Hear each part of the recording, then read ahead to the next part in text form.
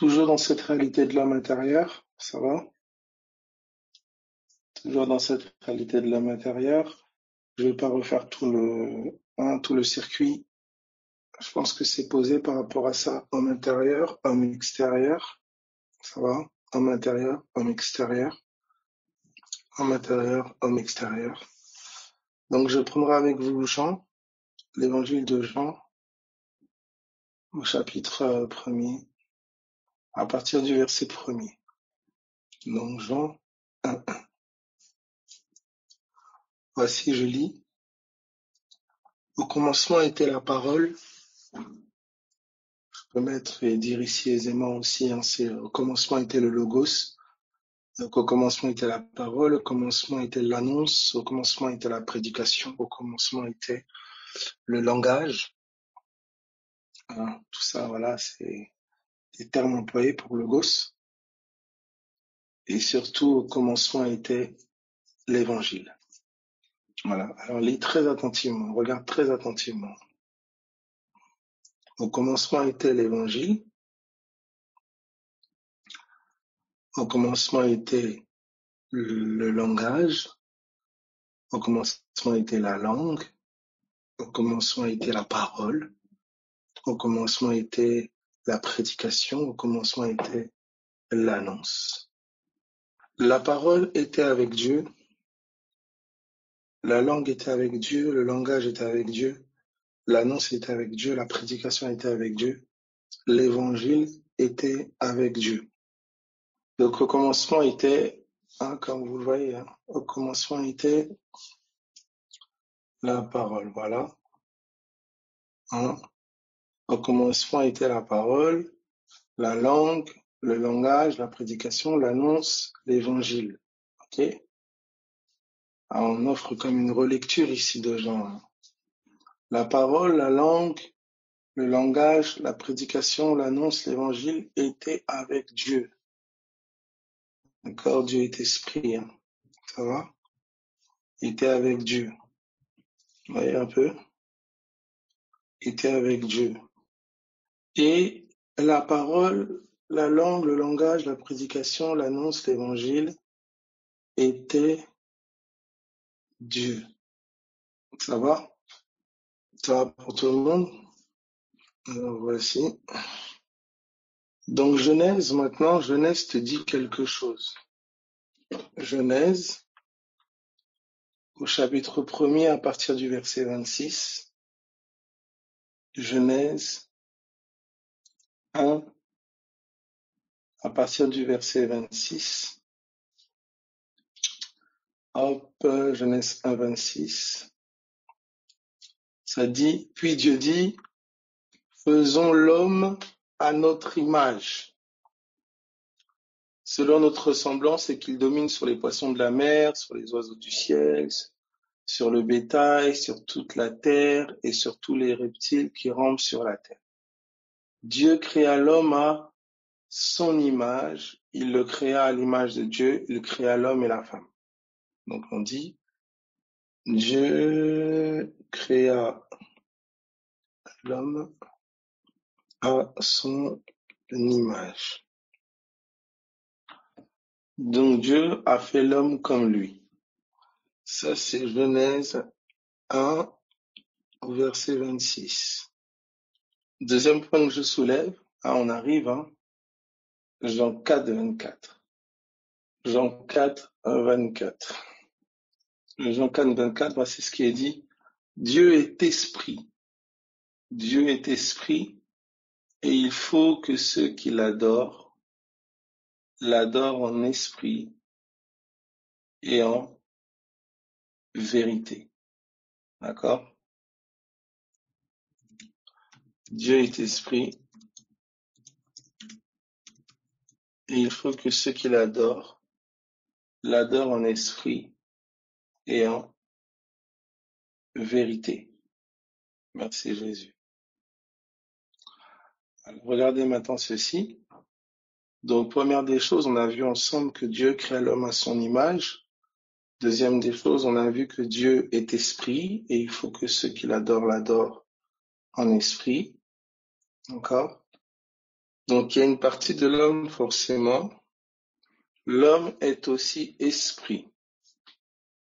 Tout le monde est OK avec ça? Ça va? C'est posé? Ça va? Alors, je prends avec vous. Ça va? L'homme est aussi esprit. Et vous pouvez mettre aussi l'homme est aussi Dieu. Avec un petit d, bien sûr, hein, sans vouloir frustrer personne. Est-ce que ça va pour tout le monde, ça? L'homme est aussi Dieu avec un petit d. Ou si tu veux, divin.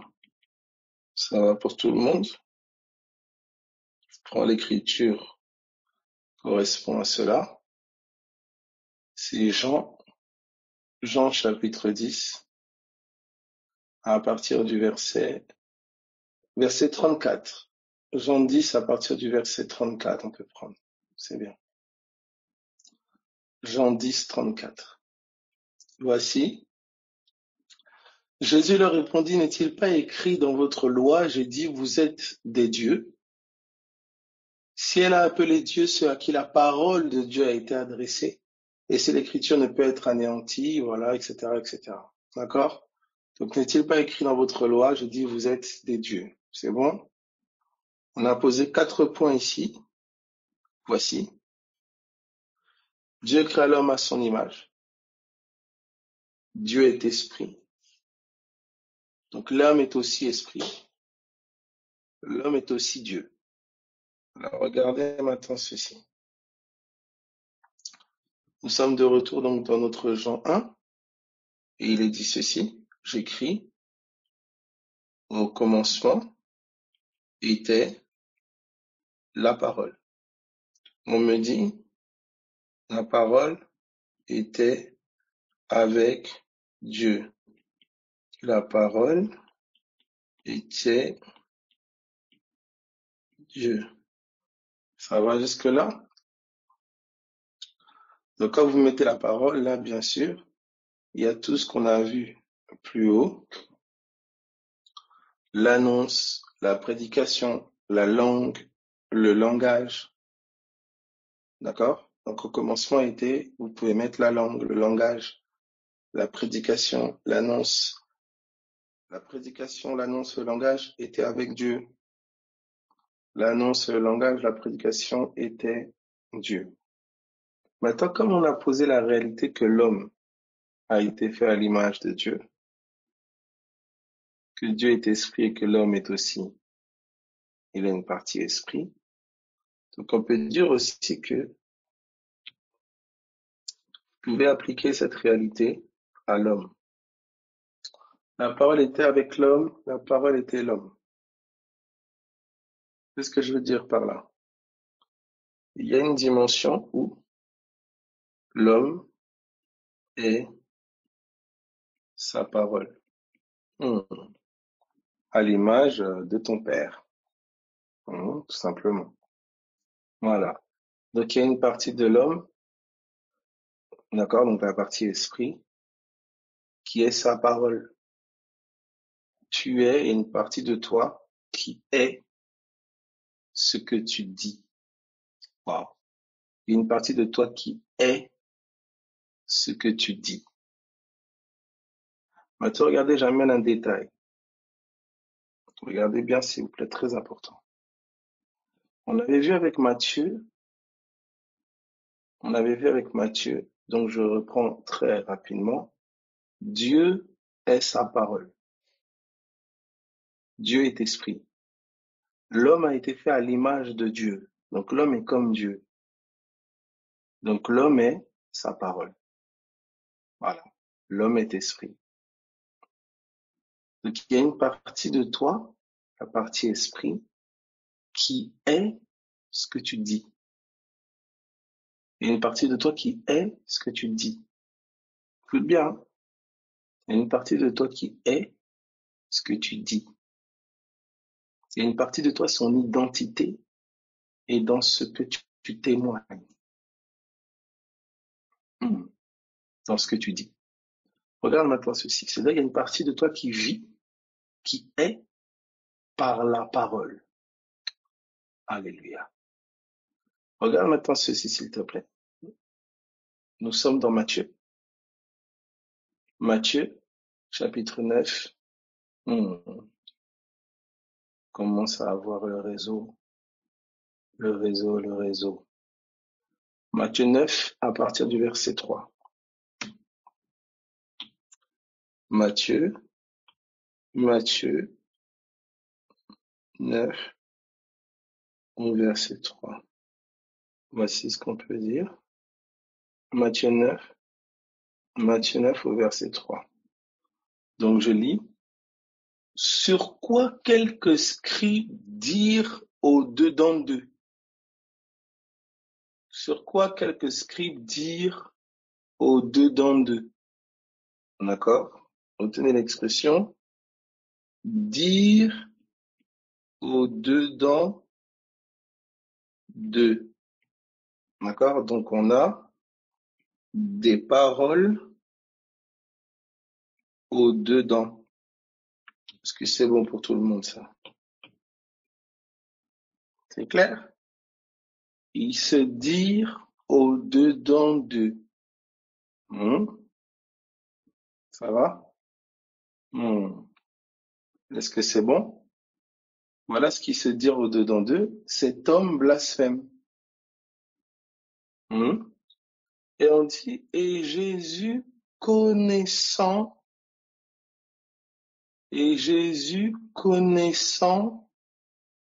leurs pensées. Vous entendez ça? Donc, Jésus connut leur dire du dedans. Jésus connut leur parole du dedans. Donc, ce que je veux mettre en lumière, c'est important. D'accord? Parce que c'est pas que la parole de Dieu. D'accord? Quand on dit l'homme tire de bonnes choses du bon trésor de son cœur et l'homme tire de mauvaises choses de mauvais trésors de son cœur.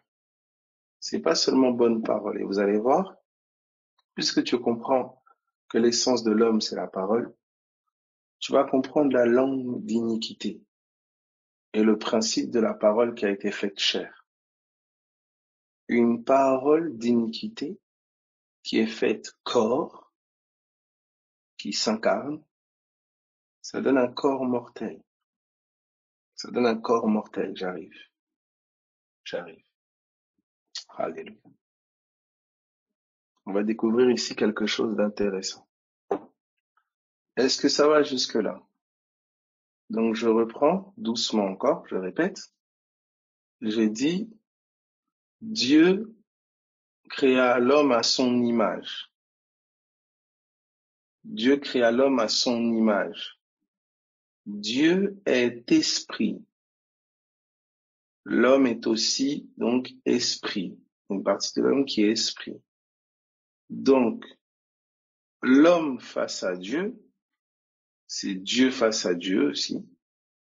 C'est esprit face à esprit. C'est parole face à parole.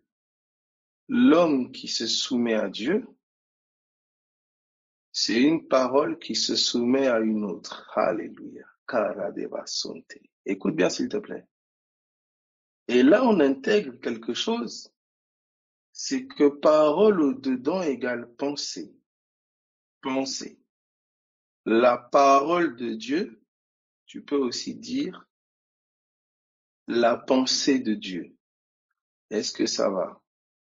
Voilà. La parole de Dieu, tu peux aussi dire la pensée de Dieu. Donc, parole, tu peux aussi dire pensée. En fait, parole au dedans, c'est pensée, parole au dehors, c'est les formes, les diverses formes, d'accord, qu'elle peut prendre.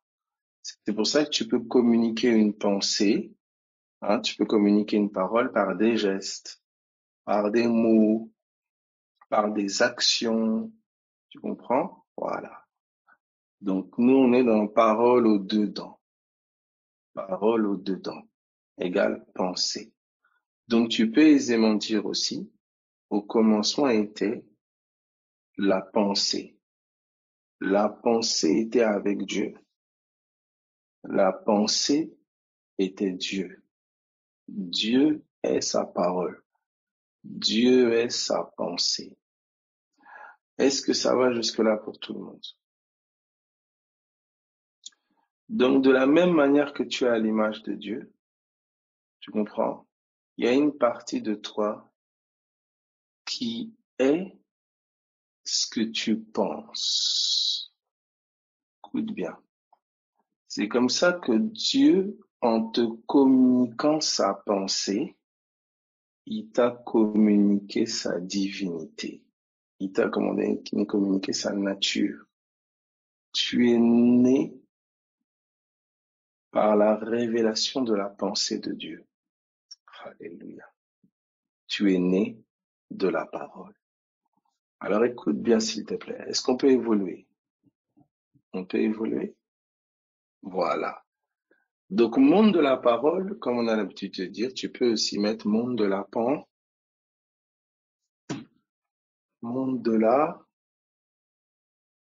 pensée. Waouh. Donc tu vas voir du coup que méditer, c'est profond. Tu vois? Méditer, tu vois, c'est imprégné de la pensée de Dieu. Alléluia. Tu vois ça? Tu vois un peu? Donc il ne s'agit pas d'étudier la Bible, tu étudies beaucoup de choses. Non, non, non, non. Il s'agit de discerner, d'imprégner de la pensée de Dieu. Tu vois? Car connaître sa pensée, c'est le connaître lui. Or, nous avons la pensée de Christ, Paul dit. Est-ce que ça va? Tu saisis sa pensée, tu saisis son esprit. Tu vois? C'est pour ça que les mots de Dieu peuvent être prêchés sans sa pensée. Les versets de Dieu peuvent être parlés sans son esprit, sans sa mentalité, sans son intelligence, sans sa puissance. Donc tu vois, quand tu de manière très terre à terre, chercher Dieu, c'est un appel à discerner sa parole, discerner sa pensée. Tu vois, tu médites, tu pries, tu cherches à discerner sa pensée. Tu vois, on a vu que l'homme intérieur égale l'entendement, l'intelligence. On a vu hier l'entendement, d'accord? Donc, homme intérieur équivalent entendement, intelligence. Donc, ce qui fait que, vous voyez, l'entendement vit des paroles, il vit des pensées. Tu vois? Alléluia. L'entendement, donc ton homme intérieur, il vit des pensées. Tu comprends ça? Il vit par la parole. Il vit par les dires du dedans. Ton homme intérieur, le Dieu auquel il se donne, c'est la parole à laquelle il se livre. Je répète. Ton homme intérieur, ton entendement, le Dieu auquel il se donne, le Dieu qu'il sert, c'est la parole à laquelle il se donne, la parole à laquelle il se livre, la parole sur laquelle il agit.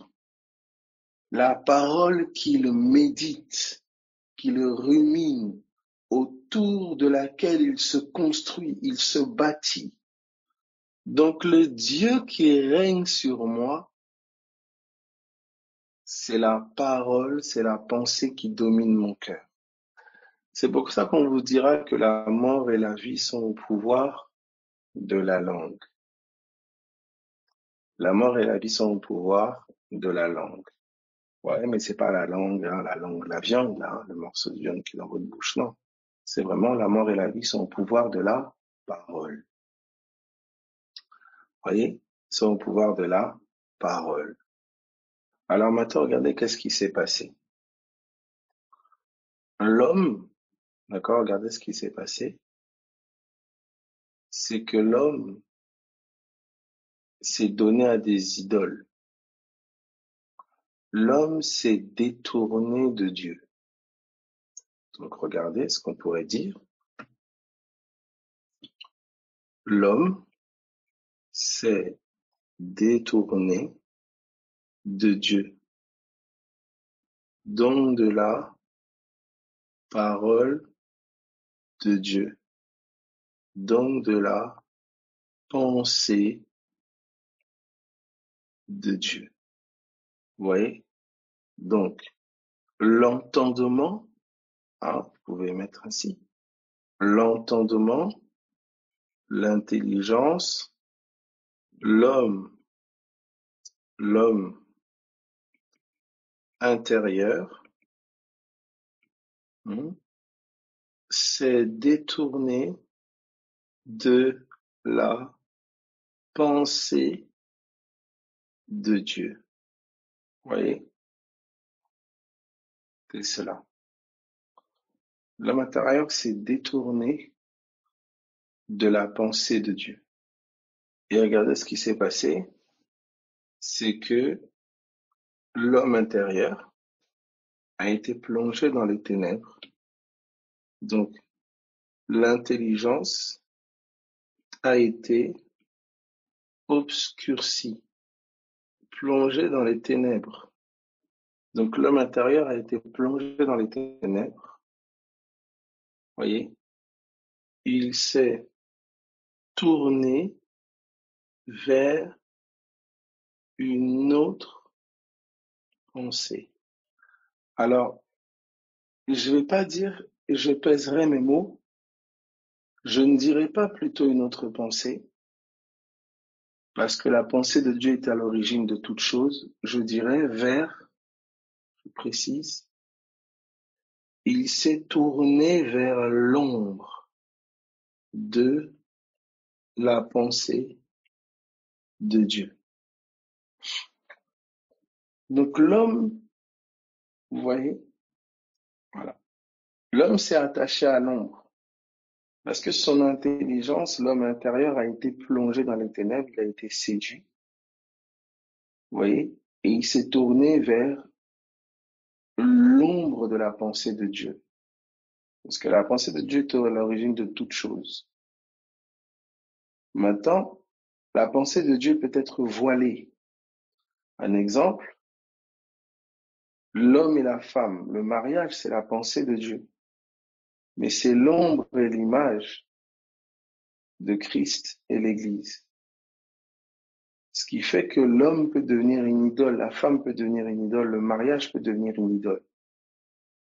S'il n'a pas pour vocation de m'amener à une plus grande connaissance de Dieu, ça devient une idole. L'homme, la femme, enfant, maison, transport, tout ce que vous voulez là. Tout, les arbres, le soleil, les étoiles, toute la création est née de la pensée de Dieu. Mais ce n'est qu'une ombre et une image. L'homme s'est détourné du Créateur pour adorer la créature. Voyez, la pensée, l'entendement de l'homme a été obscurci, plongé dans les ténèbres, ce qui fait qu'au lieu que celui-ci se tourne vers la pensée de Dieu, il s'est tourné et s'est attaché à l'ombre de sa pensée. En fait, il a manqué le but. Maintenant, il y a une vie qui découle de la pensée. Il y a une vie qui découle de l'ombre de la pensée. Il y a une vie qui découle de l'ombre de la pensée. L'ombre de la pensée de Dieu. L'ombre de la pensée de Dieu. Il y a une vie qui en découle. D'accord? Donc j'écris. Il y a une vie qui découle de l'ombre de la pensée de Dieu.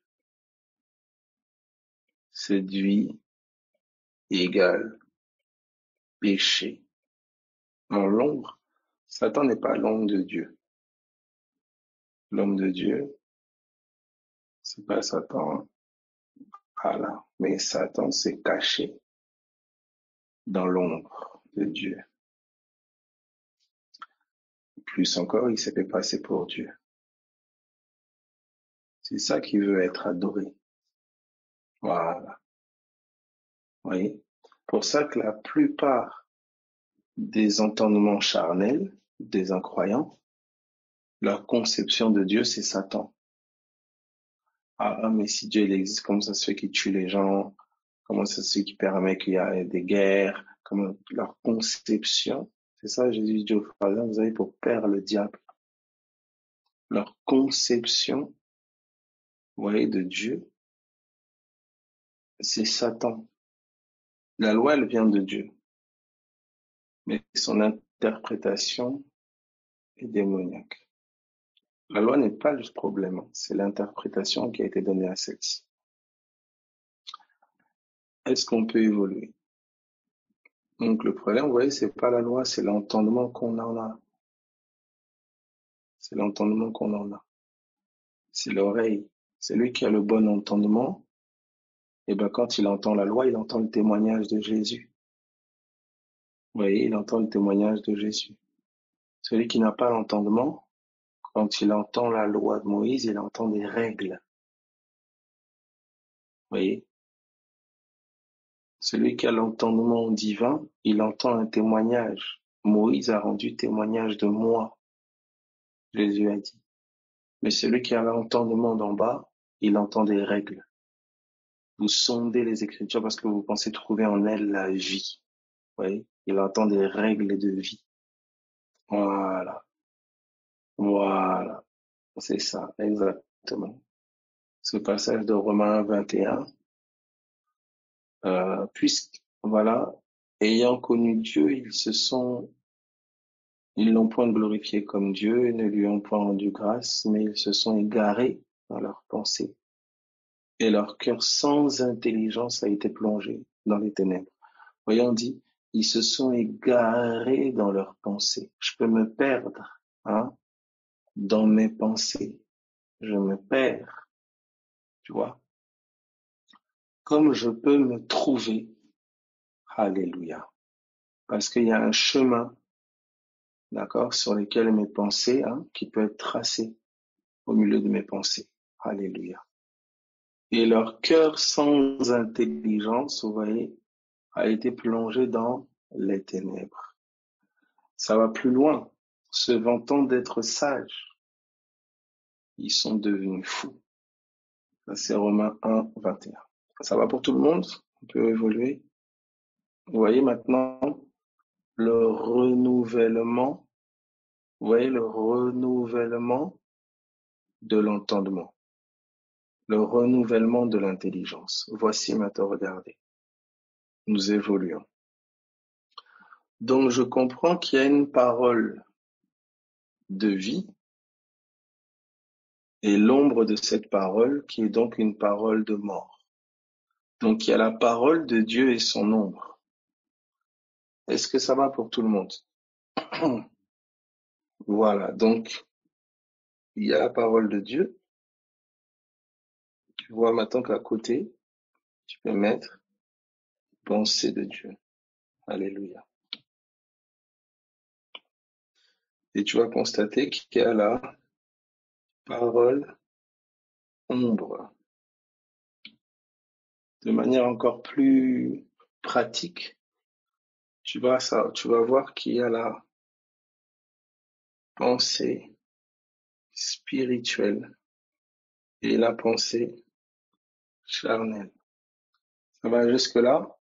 Donc, il y a la parole de Dieu et il y a la parole ombre, hein, l'ombre de la parole de Dieu. Il y a la pensée spirituelle et la pensée charnelle. Tu vois ça? Donc, pour ton homme intérieur, il peut être charnel. Ça veut dire que ton entendement, ton intelligence est articulée autour de la pensée charnelle, ou ton intelligence, ton entendement est articulé autour de la pensée spirituelle. Donc la pensée de Dieu, parce que Dieu est esprit. Est-ce que ça va pour tout le monde? Ça va? Alors on va donner des exemples pratiques, ne vous inquiétez pas. Regardez. Nous reprenons notre Jean 1. Regardez dans notre Jean 1, on reprend notre Jean 1. Regardez maintenant ce qui est dit dans notre Jean 1. Je lis maintenant. Alors écoute attentivement, écoute. J'ai dit, Dieu est esprit, l'homme a été fait à l'image de Dieu. Donc l'homme aussi est esprit. Dieu est esprit, l'homme est aussi esprit. Parce que l'homme a été fait à l'image de Dieu. Maintenant, Jean 1:1 te dit que Dieu est sa parole. Dieu est sa parole. Et on a vu que parole là, au-dedans, à l'intérieur, c'est pensée. D'accord? C'est pensée. La pensée est une parole au-dedans. C'est une parole au-dedans. Donc Dieu est sa pensée. Est-ce que ça va pour tout le monde là? Jusque-là, ça. Dieu est sa parole. Voilà. La parole, c'est l'expression de la pensée de Dieu. C'est l'expression de Dieu. Mais vu que l'homme est à l'image de Dieu, l'homme aussi, il est sa parole. Il est sa pensée. Voilà. Maintenant, qu'est-ce qui s'est passé?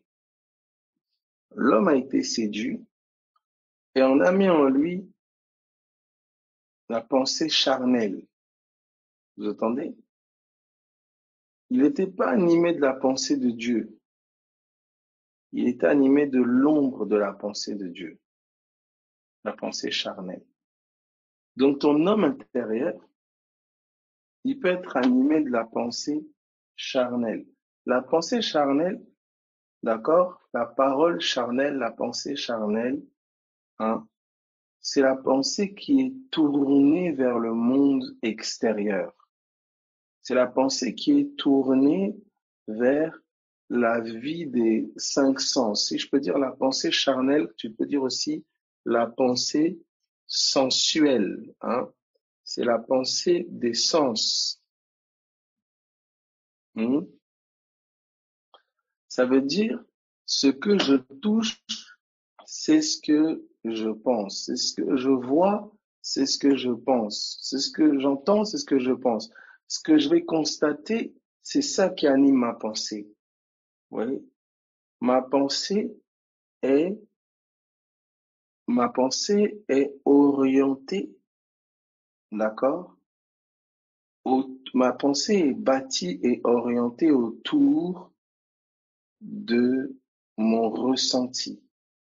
C'est pensée sensorielle, ça. Vous voyez un peu?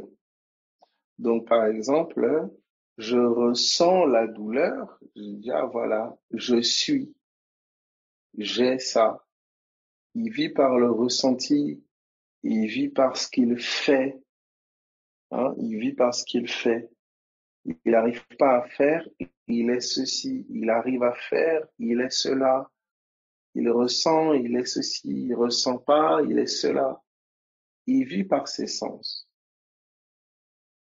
L'homme intérieur qui est spirituel, il vit par la pensée de Dieu.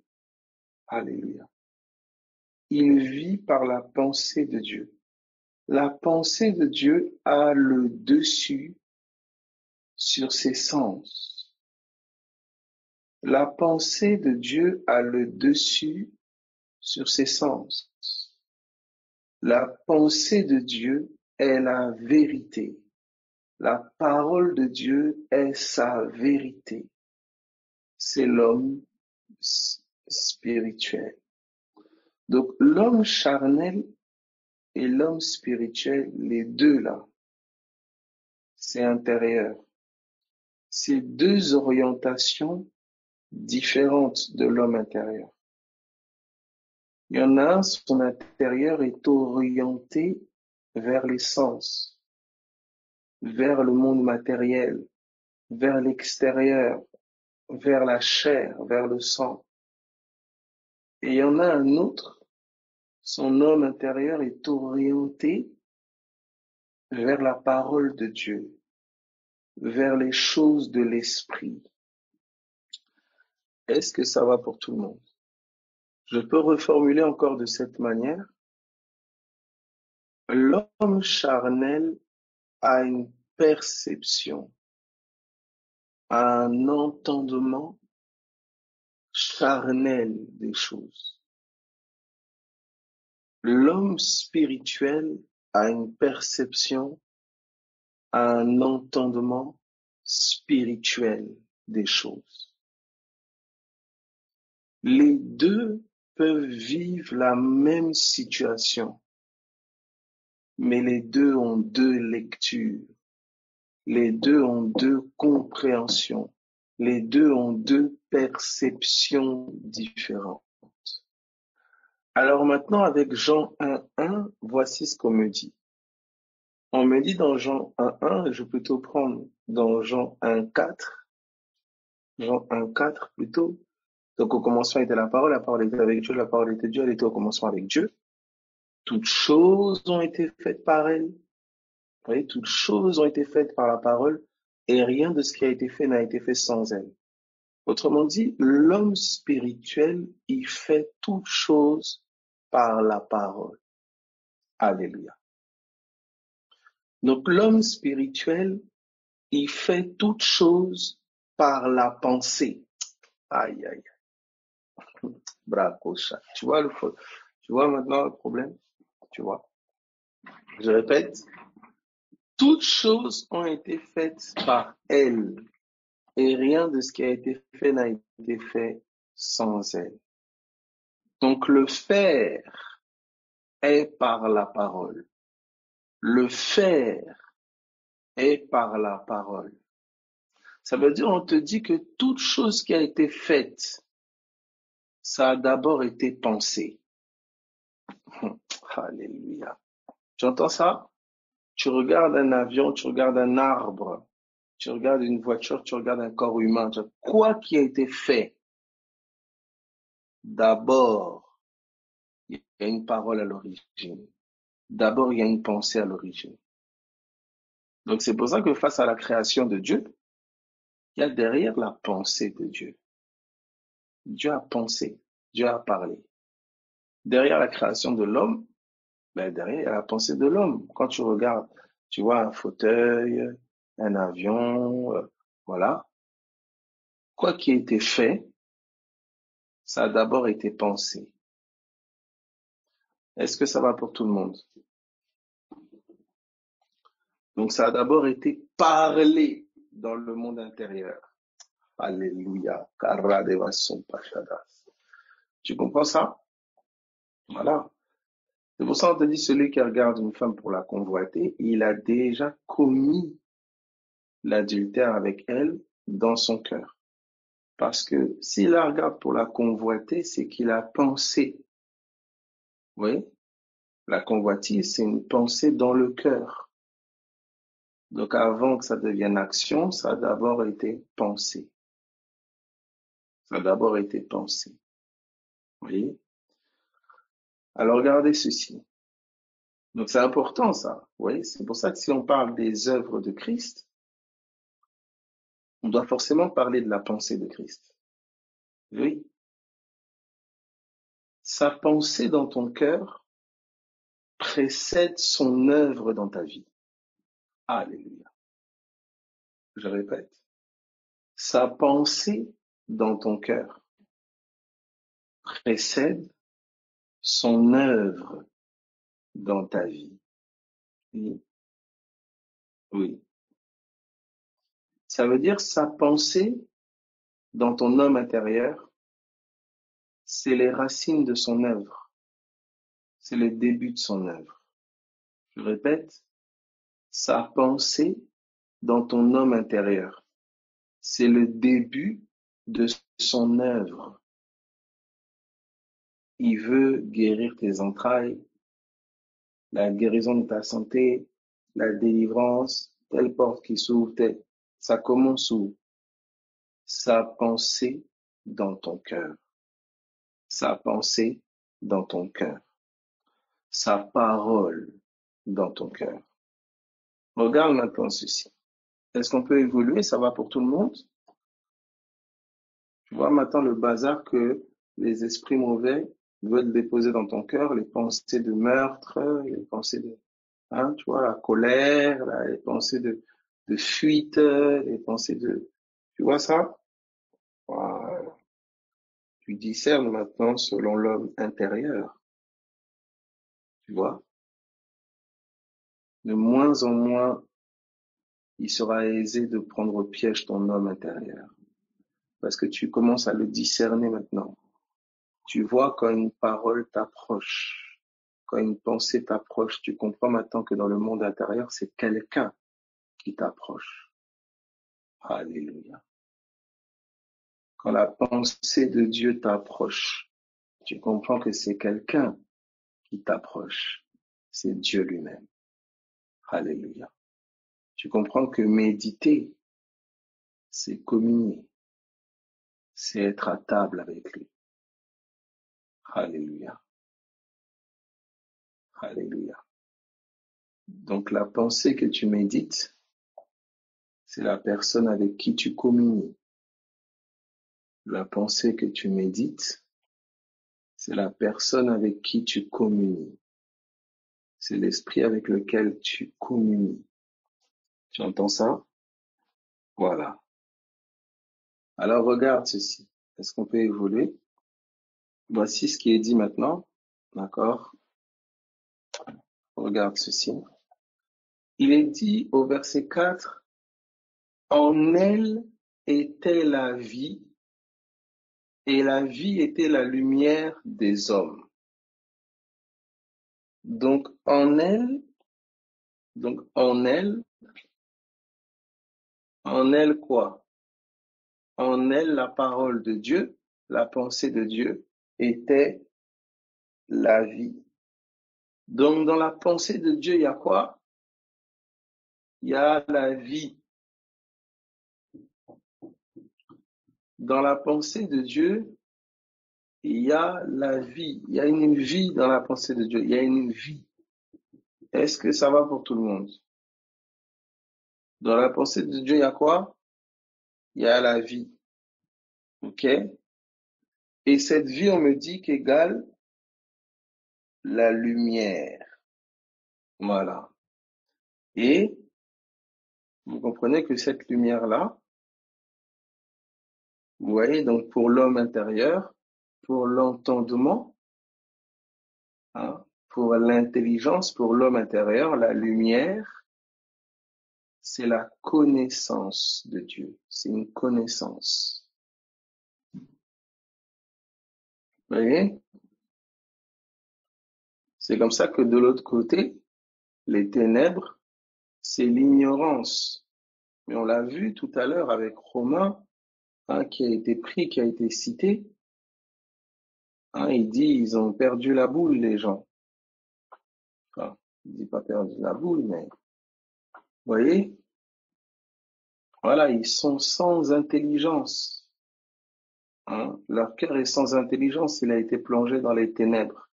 Ils se sont égarés dans leurs pensées. Vous voyez? Mon peuple périt parce qu'il lui manque la connaissance. Il est ignorant. Donc là, on a La vie égale la lumière, donc la mort égale les ténèbres. La mort égale les ténèbres égale l'ignorance. Vous voyez?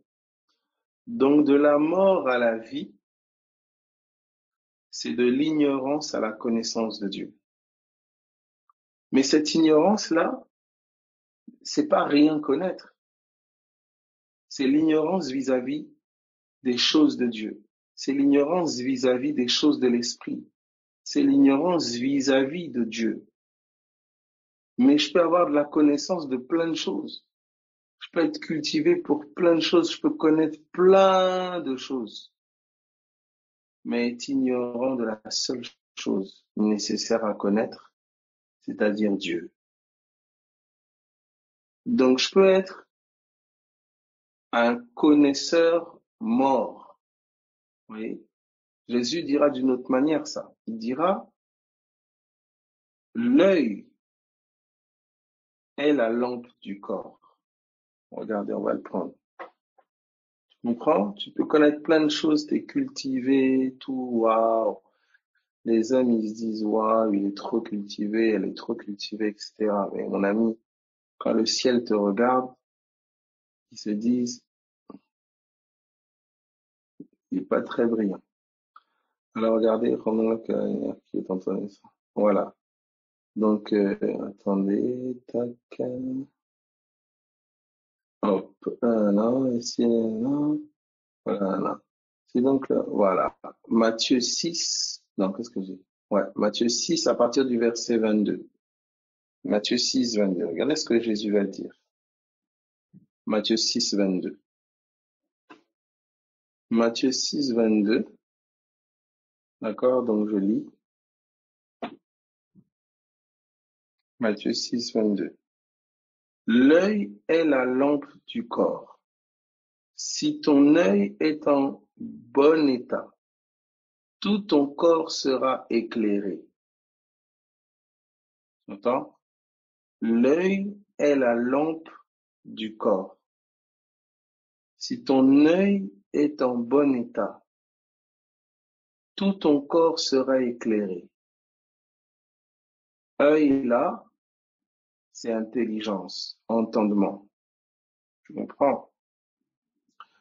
Ton entendement, c'est la lampe de tout ton être. C'est comme ça que tu verras que, au commencement, les yeux de l'un et de l'autre s'ouvrirent. Leur intelligence s'ouvrit. Ça va? On est au clair par rapport à ça, je pense, c'est bon? Tu vois?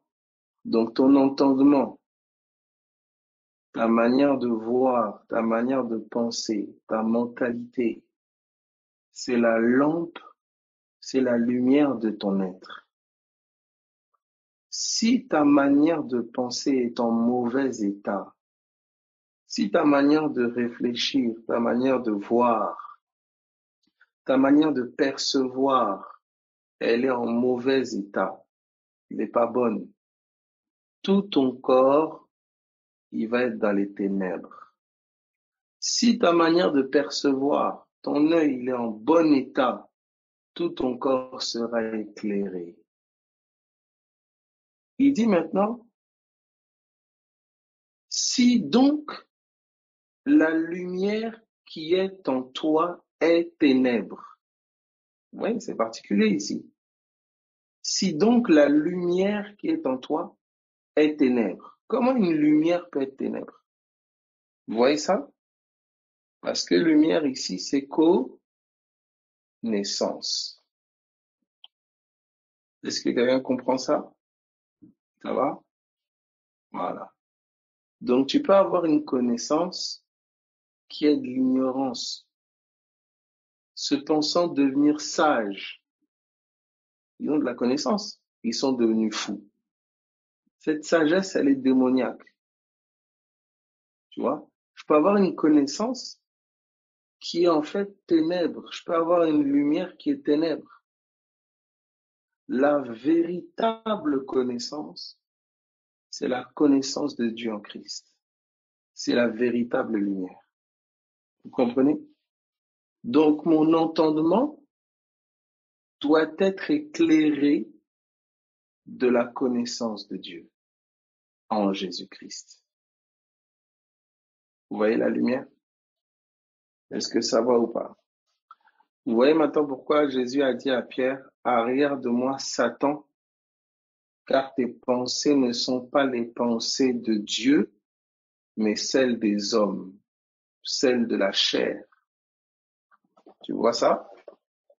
Tu comprends? Maintenant, tu dois savoir que les pensées charnelles, pour l'homme intérieur, c'est ténèbres, c'est la mort. C'est ça que Paul va maintenant dire dans Romains chapitre 8, on va le prendre. Donc vous voyez maintenant une résurrection. Une résurrection, c'est le passage des ténèbres à la lumière. Vous voyez une forme de résurrection intérieure. C'est le passage d'une connaissance charnelle à une connaissance spirituelle. C'est le passage d'une perception charnelle à une perception spirituelle. Donc la résurrection que tu commences à vivre dans ta situation, c'est le changement de regard sur la situation. C'est le changement d'entendement, le renouvellement de pensée au milieu de cette situation. C'est le début de la résurrection. Alléluia. Et souvenez-vous, Christ ressuscité, donc il était mort, ombre des ténèbres, de l'ignorance, il s'est identifié à nous. Il est ressuscité, il a été rendu vivant quant à l'esprit. Vous voyez ça? Il a été rendu vivant quant à l'esprit. Il est ressuscité. C'est l'évangile. La mort de la chair, la vie de l'esprit. Et maintenant, regardez, on nous dit qu'il a été rendu vivant quant à l'esprit selon la promesse. La vie est une promesse. C'est pas le fruit d'un effort. Amen. Parce que ça veut dire que la lumière, la connaissance de Dieu, elle m'est promise. Alléluia. Elle m'est promise. Qui que je sois, j'ai le droit à cette promesse. C'est une promesse. C'est-à-dire, c'est pas dû à mes capacités, que je sois quelqu'un de bien ou quelqu'un de mauvais. Non. Si je vais chercher cette vie, c'est une promesse. Dieu a promis. C'est pas comme la loi basée sur les œuvres, etc. Non, c'est une promesse. Qu'est-ce que ça signifie? Alléluia. Si la vie est lumière, que la lumière est connaissance, ça veut dire que Dieu te fait la promesse de te montrer. Dieu te fait la promesse de te montrer. Alléluia. Dieu te fait la promesse de te montrer. Alléluia. Es-tu prêt à avoir la lumière? Es-tu prêt à avoir connaissance de ces choses de l'esprit? C'est ça. Maintenant, qu'est-ce qui va déterminer que tu veux? Mais c'est la persévérance. La persévérance qui hérite des promesses. Tu as quelqu'un qui dit, je veux voir. Et puis, il jette un petit coup d'œil, 2-3 minutes. Après, il va dormir. Non, tu ne veux pas. Du moins, tu ne veux pas encore. Celui qui veut voir la lumière, c'est une promesse. Dieu a promis la vie de son Fils. Ça veut dire, tu peux dire ici, Dieu a tant aimé le monde qu'il a donné son Fils. C'est-à-dire, il a donné sa parole. Dieu a tant aimé le monde qu'il a donné sa lumière. Dieu a tant aimé le monde qu'il a donné sa connaissance. Il prend pas plaisir à la mort du méchant. Tu peux dire aussi, il prend pas plaisir aux ténèbres dans lesquelles le méchant se trouve. Il prend pas plaisir à l'ignorance dans laquelle le méchant se trouve. Dieu envoie sa lumière. Il envoie sa connaissance. C'est pour ça que d'ailleurs Paul dira dans 2 Corinthiens 2, il dira, nous sommes l'odeur de la connaissance de Christ. La connaissance a une odeur. Ai-je le nez pour la sentir? C'est ça. toujours l'entendement. Donc, qu'est-ce qui se passe concrètement? Une conversion, c'est un ignorant des choses de l'esprit, un ignorant des choses. Quand je dis des choses de l'esprit, je parle des choses de Christ, un ignorant de l'évangile. Parce qu'il y a des choses spirituelles dans des cultures, des choses spirituelles qui sont ténébreuses. C'est des connaissances d'outrance. Je vous parle de la connaissance de l'évangile, d'un Christ venu en chair, mis à mort quant à la chair, rendu vivant quant à l'esprit. Pour l'instant, nous sommes là. Et un entendement éclairé, vous voyez, donc le début de la vie, la naissance, vous voyez, un homme intérieur qui naît. C'est un homme intérieur illuminé. Le Dieu qui a dit que la lumière soit, a fait briller la lumière dans nos cœurs. Il m'a fait naître intérieurement par la révélation de sa parole. À tous ceux qui l'ont reçue, cette parole, elle a donné le droit, l'autorité, le pouvoir de devenir enfant de Dieu.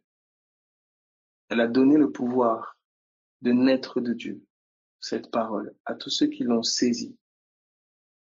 Quand tu tends l'oreille vers cette parole, on a vu comment je la saisis. Je tends l'oreille. Je dispose mon cœur à comprendre les paroles de Jésus. Je dispose mon cœur à comprendre l'œuvre de la croix. Je me dispose. Et en faisant ça, je m'expose à une semence. J'expose les entrailles. J'expose mon utérus spirituel, qui est mon entendement. Je l'expose à la semence de Dieu.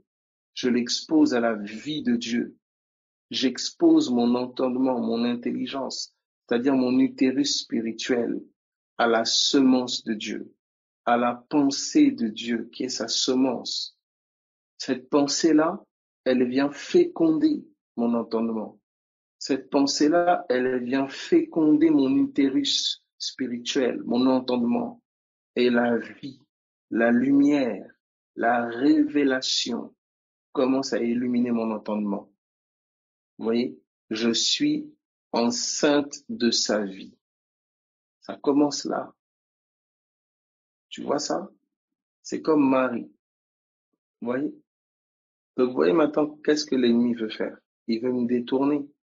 Il veut féconder mon entendement avec une semence étrangère, une semence du mal, une semence corruptible, une semence du serpent. La postérité du serpent. La sagesse humaine. Vous voyez?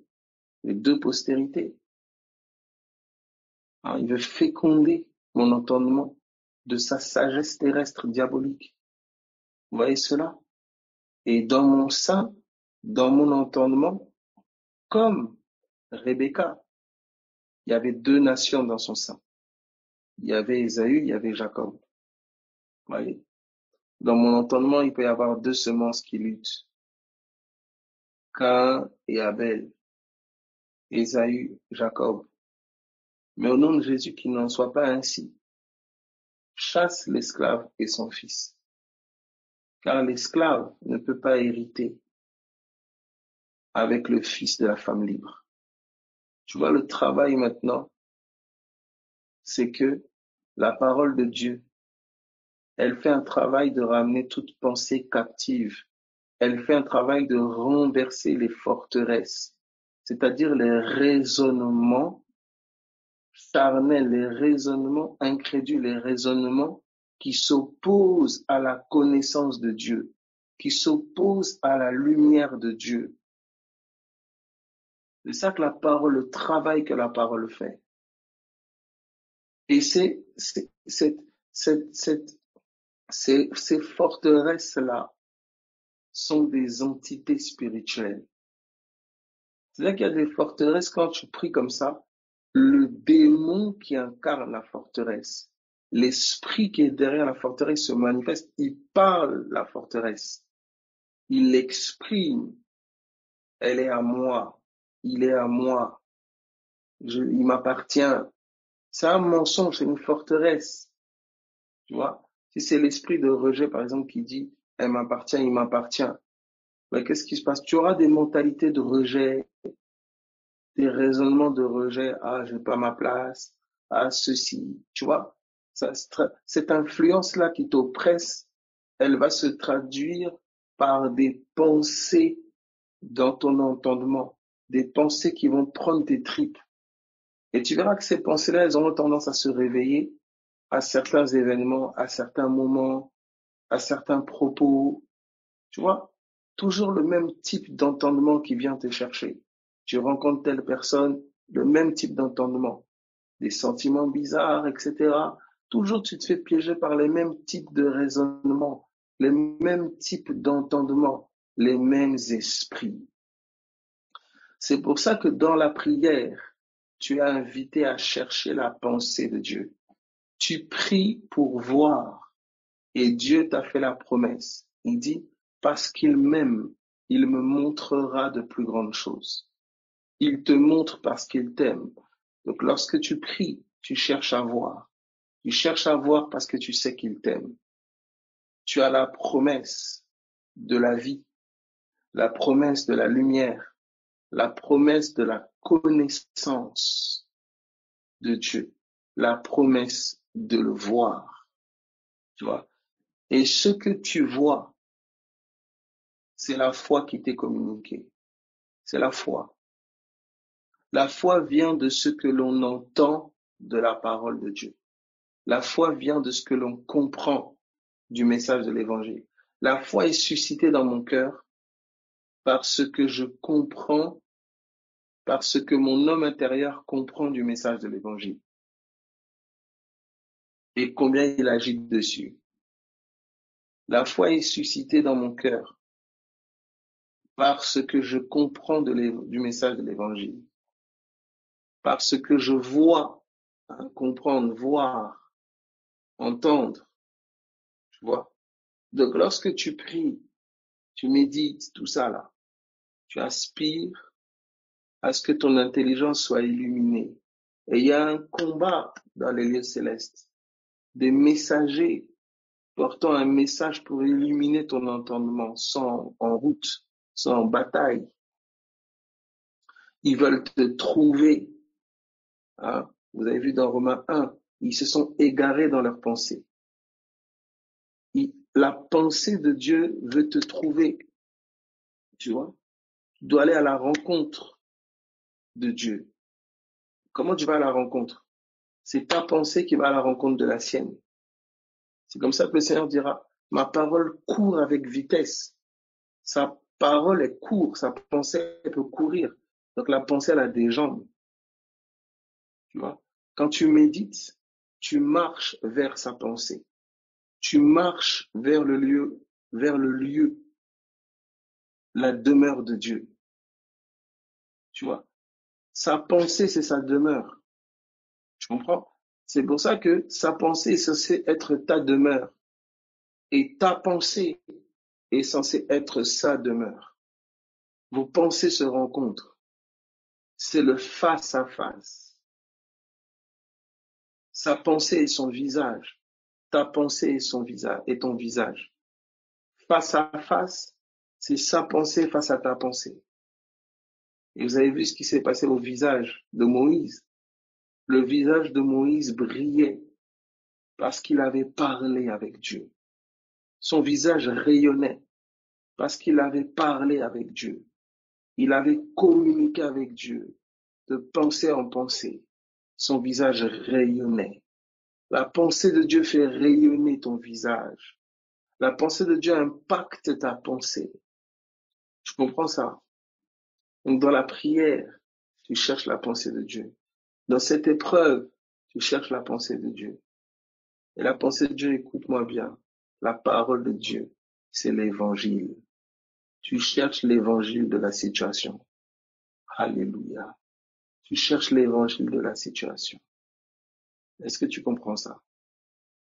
Alléluia. Quelle grâce. Est-ce que vous voyez? Tu vois maintenant comment tu vois mieux? Oh, je prie. Oh, touche. touche-moi, touche mon patron, touche ma patronne, écoute ça s'il te plaît. Quand tu pries, tu cherches la pensée de Dieu pour ton patron, ta patronne, ton collègue, tout ce que tu veux. C'est ça que tu cherches. Une fois que tu l'as, c'est fini. Tu peux te positionner, la proclamer, la témoigner. Tu peux maintenant être ferme. Vous voyez maintenant, l'homme intérieur qui est fort, c'est l'homme intérieur qui est ferme dans ce que Dieu lui a communiqué comme pensée. Je répète, un homme intérieur fort, c'est un homme intérieur ferme.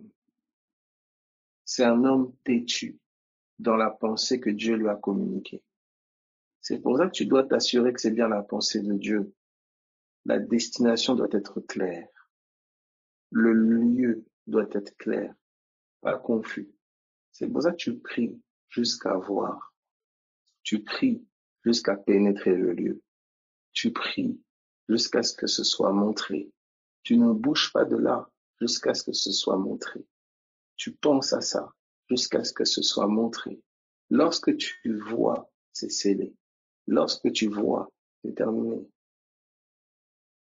Ah ben, je dois prier jusqu'à quand? Jusqu'à voir. Tu dois voir ton enfant. Tu dois voir ta guérison. Tu dois voir ta délivrance. Tu dois chercher à voir. Tu vois plus ta stérilité que ta fertilité. Tu vois plus tes symptômes et ta maladie que la guérison. Tu vois plus ses travers et ses manquements que sa conversion. Tu dois voir. Et voir, là, tu peux pas l'inventer. C'est pas de l'autosuggestion. C'est une révélation. Il faut qu'un messager vienne t'ouvrir l'intelligence afin que tu vois briller la splendeur de l'évangile. Il faut qu'on vienne t'ouvrir l'entendement. Il faut que ça te soit donné. C'est ça le travail. Tu comprends? Travailler non pour la nourriture qui périt, mais pour la nourriture qui quoi? Qui subsiste pour la vie éternelle. Donc qui subsiste pour la connaissance de Dieu. Il y a une nourriture qui est pour la connaissance de Dieu. Il y a une nourriture qui te fait connaître Dieu. Il y a une nourriture qui te fait vivre. Cette nourriture, c'est sa parole, c'est sa pensée.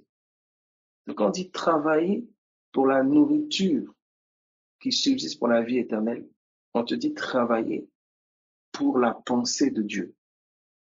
Comment on travaille? Jésus nous a montré. C'est à la sueur de son front que l'homme mangera du pain. Où est-ce que Jésus a sué? Gethsémani, la prière. La prière est le lieu du travail pour obtenir le pain de sa parole. Je répète, la prière est le lieu du travail pour obtenir le pain de sa parole. L'homme ne vivra pas de pain seulement, mais de toute parole qui sort de la bouche de Dieu. Je ne fais rien sans avoir entendu, sans avoir vu. Je ne dis rien sans avoir entendu. Je ne fais rien sans avoir vu. Lorsqu'il priait, c'était pour entendre. Il priait, c'était pour voir. Toi, tu pries, tu n'as rien vu, tu n'as rien entendu. Tu t'es déjà arrêté, tu dis, oh, je sais pas quoi, mon ami. Pour ça, j'entends des gens qui disent, ah oui, oh, on prie une fois, oh, c'est réglé après. Qu'est-ce que tu racontes? Qu'est-ce que tu racontes? On prie, c'est pas que quand je prie, Dieu n'entend pas. C'est toi qui es censé voir ce que Dieu dit. C'est pour ça que tu persévères. C'est pour ça que tu te tiens là, jusqu'à voir, jusqu'à entendre. Pourquoi? Parce qu'il y a une bataille pour t'empêcher de voir. On dit à Daniel, dès le premier jour où tu as cherché, dès le premier jour où tu t'es humilié et que tu as cherché à comprendre. Alléluia. Daniel s'est humilié et il a cherché à comprendre. Dès le premier jour où tu t'es humilié et que tu as cherché à voir, dès le premier jour où tu t'es humilié et que tu as cherché à entendre, la parole est venue. Dès le premier jour. Mais pourtant, la parole est parvenue à lui 21 jours après.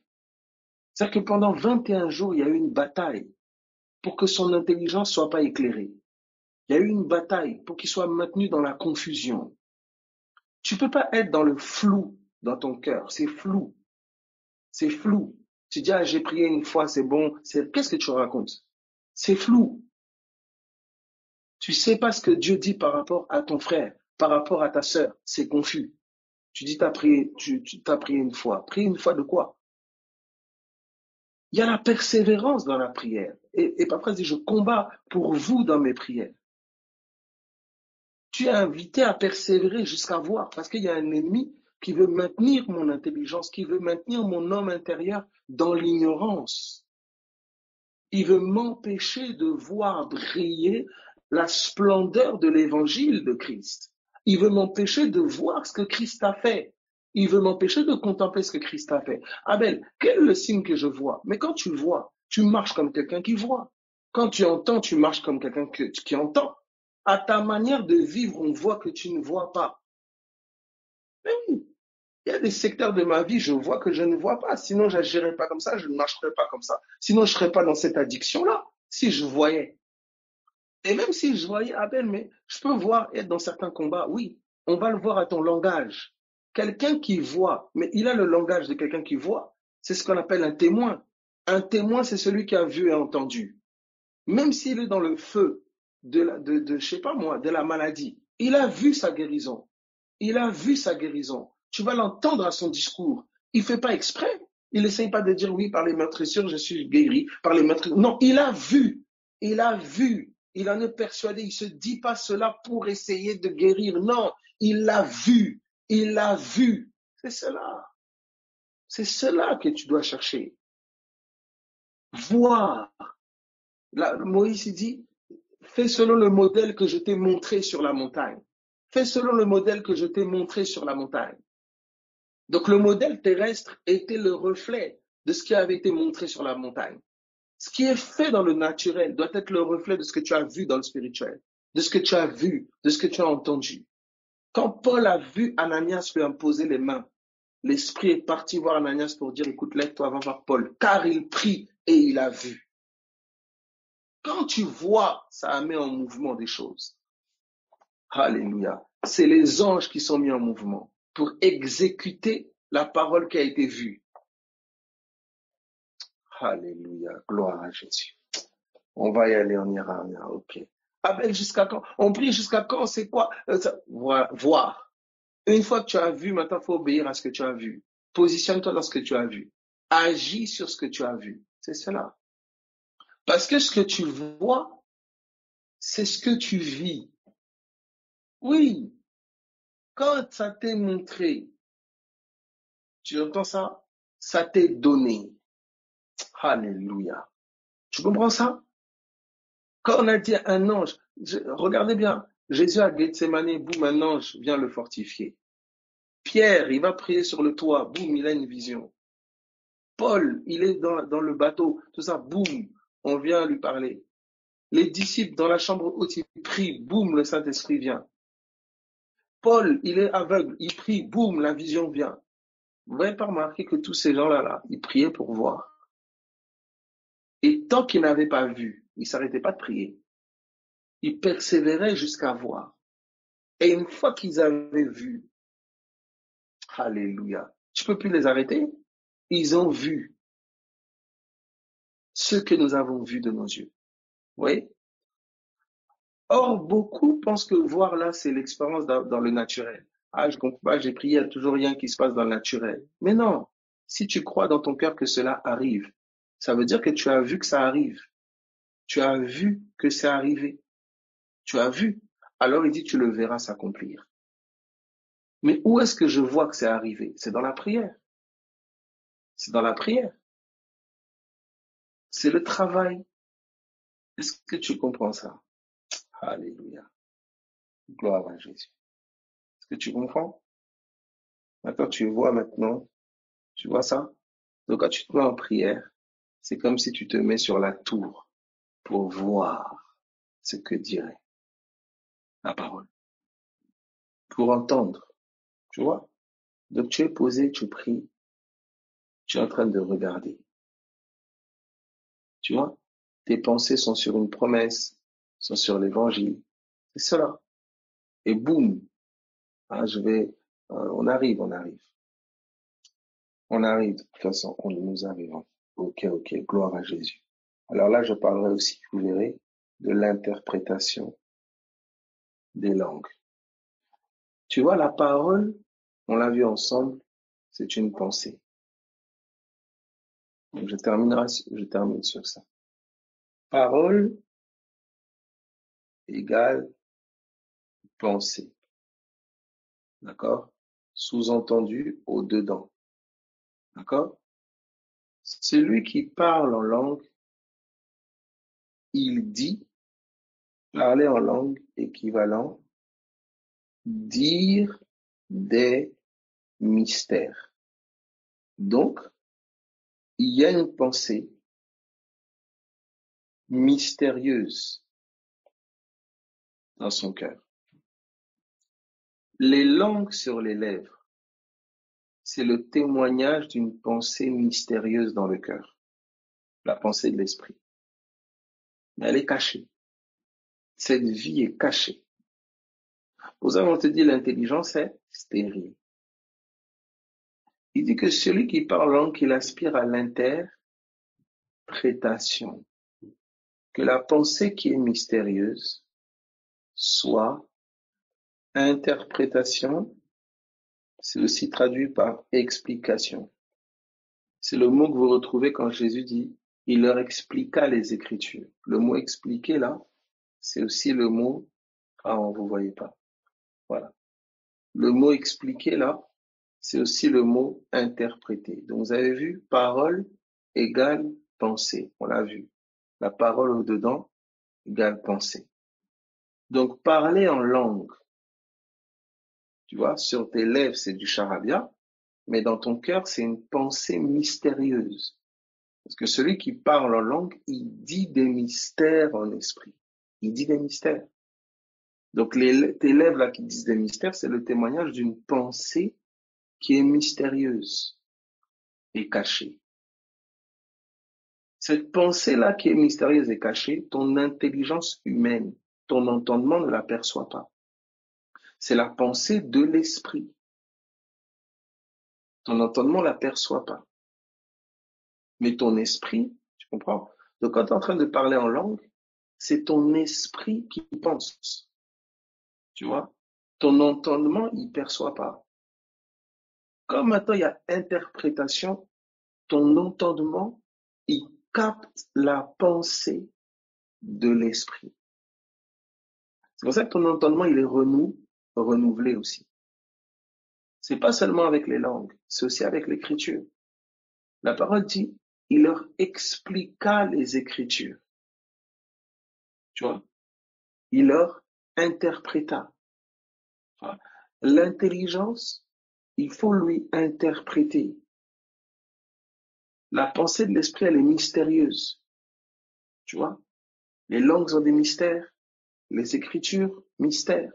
La création, elle porte un témoignage mystérieux.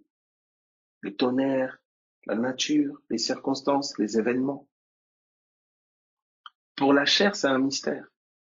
Ton entendement charnel est face à des mystères. Il ne comprend pas. Maintenant, la révélation ôte le voile. C'est ça, apocalypse. Le voile est ôté. Le mystère est levé. Tu comprends. Tu comprends la foudre. Tu comprends la nature. Tu comprends les écritures. Tu comprends les langues. Tu comprends le monde des esprits. Tu comprends les messages. Tu vois les messagers. Vous voyez quand vous lisez Apocalypse, dans tout le Nouveau Testament, c'est le livre où il y a le plus mention des anges. Parce que derrière toutes les activités naturelles qui sont voilées à nos yeux, il y a des messagers surnaturels qui sont en opération, qui agissent. Mais tous leurs mouvements sont voilés à mes yeux charnels. Mais comme mon entendement est illuminé, je discerne les messages des événements. Je discerne les messages des événements. Je discerne les messages des situations. En fait, je discerne le mouvement des anges.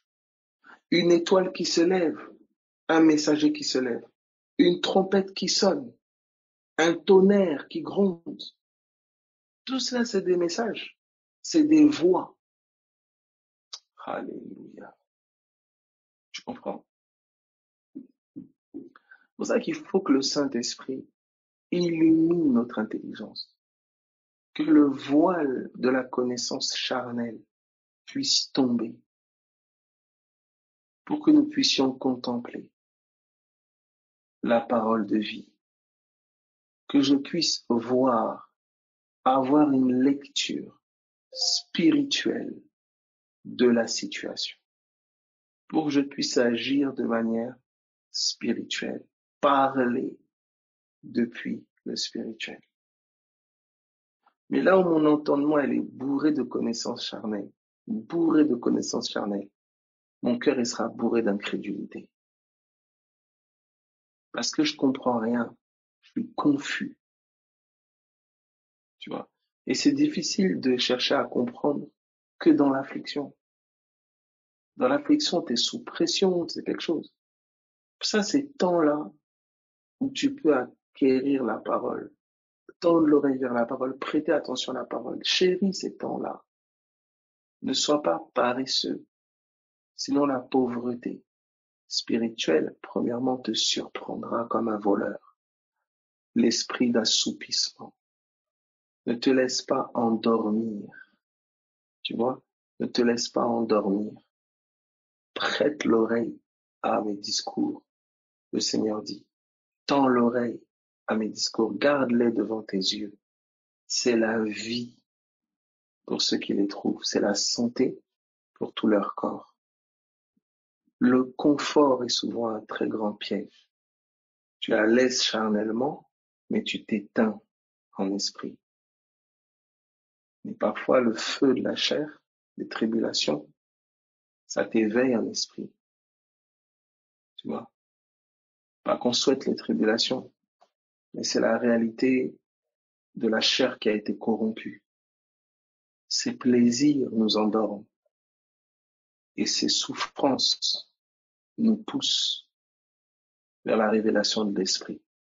C'est comme ça que Pierre dira, armez-vous de la pensée de souffrir dans la chair. Car celui qui a souffert dans la chair en a fini avec le péché. Voilà. Il y a une réalité de désirs qui sont opposés, les désirs de l'esprit et les désirs de la chair. Et là où l'esprit va, la chair n'aime pas. Souvent la chair en souffre. Et là où la chair va, l'esprit n'aime pas. Souvent l'esprit en souffre. Ok, soyez bénis, mes amis, soyez fortifiés, encouragés. Que le Seigneur vraiment nous illumine encore, nous éclaire de ses pensées, que nous soyons puissamment fortifiés dans nos hommes intérieurs par la parole de vérité, l'évangile de notre Seigneur Jésus. Voir est une promesse. Ne t'arrête pas tant que tu n'as pas vu, touché avec ton homme intérieur. L'homme intérieur qui touche, c'est l'intelligence qui comprend. L'homme intérieur qui voit, c'est l'intelligence qui comprend. L'homme intérieur qui sent, c'est l'intelligence qui comprend. L'homme intérieur qui entend, c'est l'intelligence qui comprend le message de l'évangile, de la situation. Donc, sois fortifié. Je prie que Dieu nous donne vraiment un esprit de sagesse et de révélation, qu'il illumine les yeux de notre cœur, qu'il illumine notre entendement, afin que nous puissions voir, savoir quelle est l'espérance qui s'attache à l'appel, l'infinie grandeur de sa puissance, etc., etc., etc. Ça commence où? Que les yeux de nos cœurs soient illuminés, que notre entendement soit éclairé, que notre intelligence comprenne. Allez, bon courage à tous. Bonne matinée. Un rendez-vous à midi.